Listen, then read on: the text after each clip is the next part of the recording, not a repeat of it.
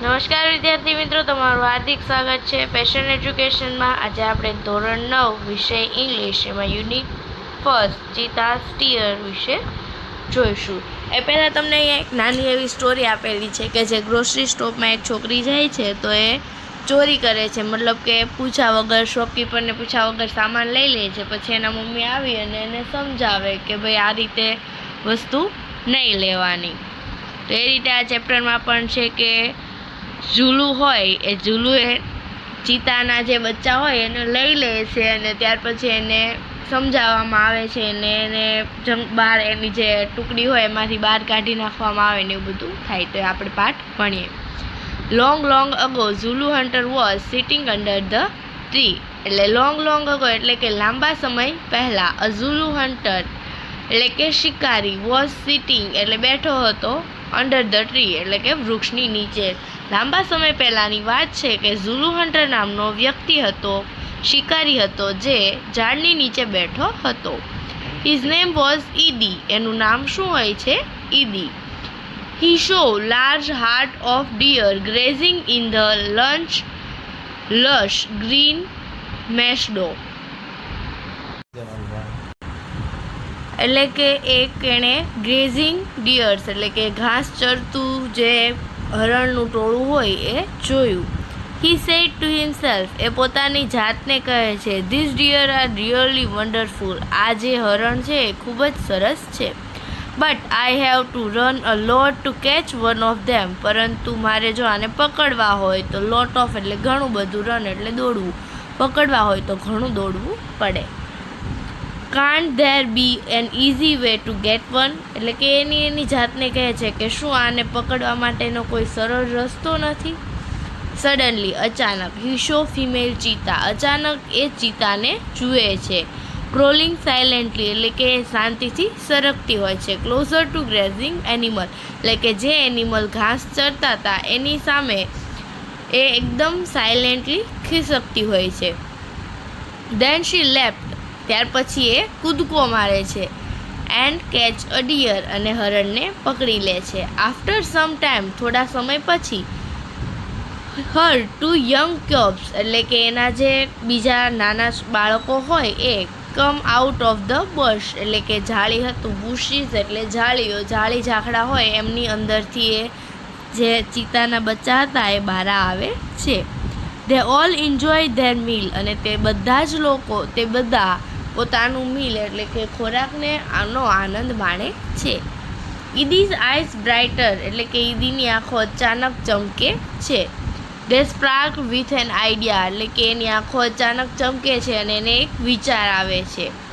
He even the cups એટલે કે એ બચ્ચાને ચોરવાનો એને આઈડિયા આવે છે। Can I lucky as the beautiful cubs શું હું આ બચ્ચાની જેમ લકી હોઈ શકું છું? They got their food without any effort તેઓ પોતાનો ખોરાક કોઈ પણ પ્રકારના કામ વગર મેળવે છે। Can I have a hunter like their mother કાં તો હું એ બચ્ચાની જેમ લકી થઈ શકું અને કાં તો એની જે માતા છે મતલબ ચીતા છે એ જે રીતે શિકાર કરે છે એની જેમ હું શિકાર કરી શકું। હી થોટ તે વિચારે છે। He decided to catch a young cubs and train it to hunt for him. એ પછી વિચારે છે, ડિસાઇડ કરે છે એટલે કે નક્કી કરે છે, કબ્સ યંગ વન એટલે કે બચ્ચાઓને પકડી લે, and train it to hunt for him અને ત્યાર પછી એને એ રીતની ટ્રેનિંગ આપે કે બચ્ચાઓ એમના માટે ખોરાક લઈને આવે એટલે કે શિકાર કરીને આવે। Then I shall one said અને ત્યાર પછી એ પોતાની જાતને એટલે મતલબ ત્યાર પછી એ જે બચ્ચાઓ હોય એને કહે, oh my dear go and kill a deer for me. મારા પ્રિય તમે જાઓ અને મારા માટે એ હરણોનો શિકાર કરીને આવો। Oh my life will be very comfortable then તે વિચારે છે કે જો હું આ રીતે કરું, એ બચ્ચા છે એને હું શિકારની ટ્રેનિંગ આપું, મોટા થઈને મારા માટે શિકાર લાવે તો મારું જે જીવન છે એ ઘણું બધું કમ્ફર્ટેબલ થઈ જાય। He was quite pleasant with his own idea અને આ જ વિચારથી એ અંદરો અંદર ખુશ થતો હતો। He decide to follow cubs and steal one. ત્યાર પછી એ વિચારે છે કે હું એ બચ્ચાને ફોલો કરું અને ત્યાર પછી એને ચોરી કરું. ફ્રોમ હિઝ એક્સપિરિયન્સ, એના એક્સપિરિયન્સ પ્રમાણે, અનુભવ પ્રમાણે, ઈદી નોઝ ધેટ, ઈદીને ખબર હતી કે cheetah never attack a man, કે ચીતા ક્યારેય પણ માણસ પર એટેક કરતા નથી. Therefore it will safe to steal cubs. તેથી એ વિચારે છે કે આ જે બચ્ચાઓ છે એની ચોરી કરવી ઘણી સહેલી છે. He follow the cheetah's family till evening. એ સાંજના સમય થાય ત્યાં સુધી એના બચ્ચાઓ છે એને એ ફોલો કરે છે.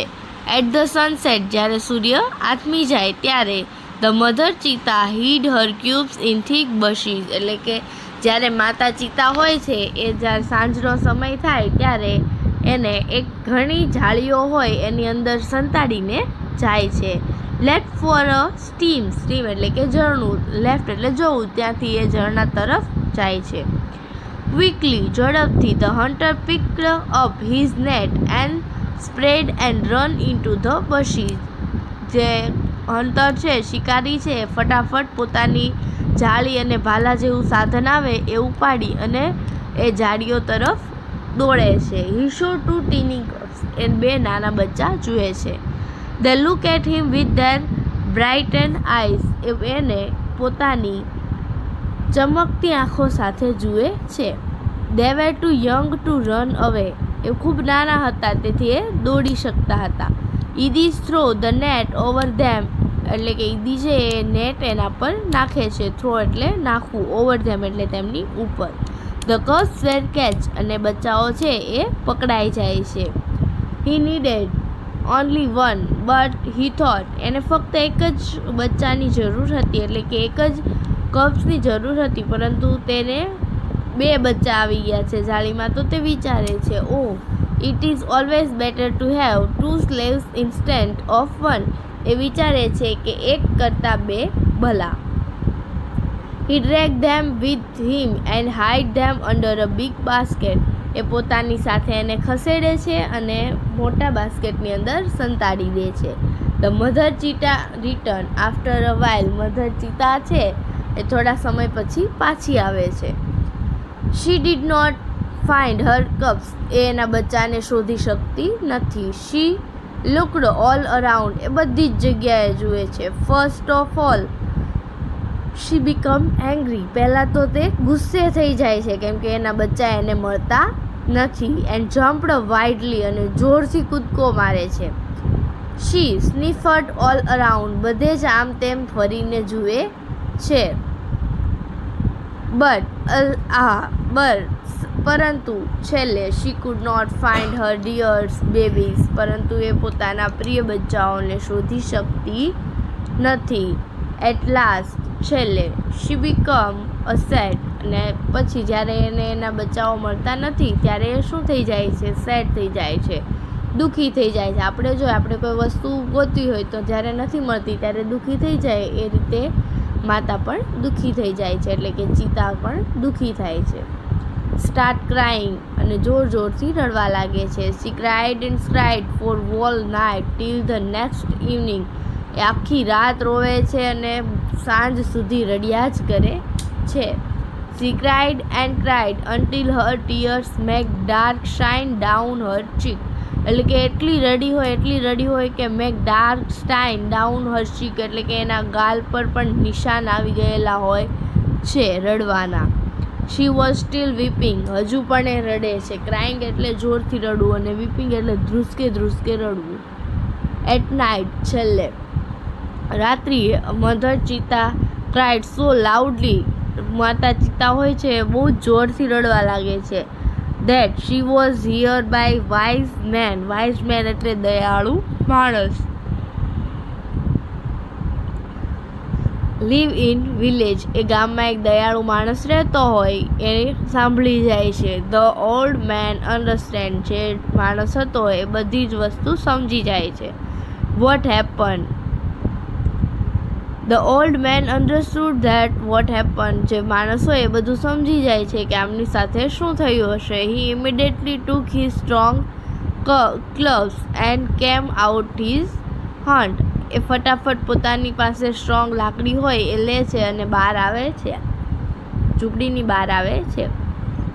This old man Shano was very wise. એનું નામ હતું શાનો અને એ ખૂબ જ દયાળુ હતો. He love animal and know all about them. તેને એનિમલ ગમતા હતા અને તે એના વિશે બધી જ જાણકારી રાખતો હતો. When Shano find out hidden cub. જ્યારે શાનાને જે બચ્ચા સંતાડેલા હોય એ મળે છે.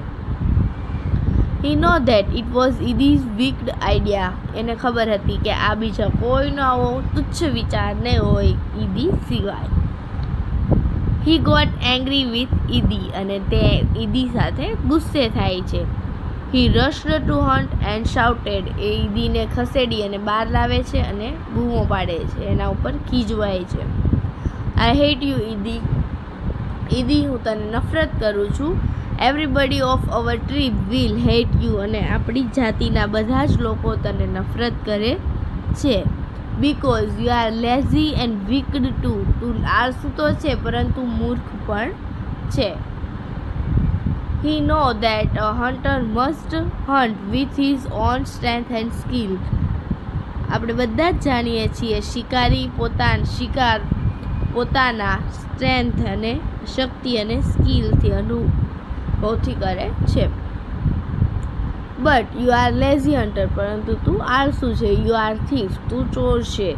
You have broken the rules of our tribe. તે આપણી જાતિના રૂલ્સને તોડ્યા છે. You have brought dishonour to the whole tribe. તે બધી જ આપણી જાત જેટલા પણ લોકો અહીંયા છે એ બધાને તે દુઃખી કર્યા છે. All the member of hunter tribe got together. બધા જ લોકો જેટલા હતા એટલા બધા જ લોકો ભેગા થઈ જાય છે. They decide to drive away Idi from their village forever. અને તે નક્કી કરે છે કે આપણે ઈદીને અહીંયાથી હંમેશા માટે દૂર કરી દેવો જોઈએ. Shano took the cubs on his shoulder and return them on their mother. Shano છે એ જે બચ્ચા છે એને પોતાના શોલ્ડર ઉપર લે છે અને એની માતાને આપી દે છે. He saw that long weeping of Mother Cheetah had stained her face forever. અને રડવાના કારણે માતા ચિતાના આંખની એટલે કે ગાલ પર જે નિશાન પડી ગયા છે તે હંમેશા માટે રહેશે. Thank you for watching. જો તમારે વધુ વિડીયો જોવા હોય તો મારી ચેનલને લાઇક, સબસ્ક્રાઈબ અને કોમેન્ટ કરી આપજો. Thank you.